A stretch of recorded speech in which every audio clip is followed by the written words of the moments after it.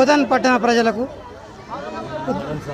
ఉద్మిరిగల్లి మున్నూరు కాపు సంఘం ఆధ్వర్యంలో ఈ యొక్క బోనాల పండగ ఈరోజు నిర్వహించడం జరిగినది. దీని ముఖ్య ఉద్దేశం ఏంటంటే పాడి పంటలు సస్యశ్యామలంగా ఉండాలి, ఆయుర ఆరోగ్యాలతో ఉండాలని ఈ యొక్క బోనాల పండుగ జరుపుకోవడం జరుగుతుంది. కాబట్టి పాడి పంటలు కూడా కానీ ఇంట్లో అష్టైశ్వర్యాలు ఆయుర ఆరోగ్యాలతో సుఖ సంతోషంతో ప్రజలందరూ కూడా చల్లంగా ఉండాలని ఈ యొక్క గ్రామ దేవతకు ఈ యొక్క పండగ బోనాల పండుగ సమర్పించడం జరుగుతుంది.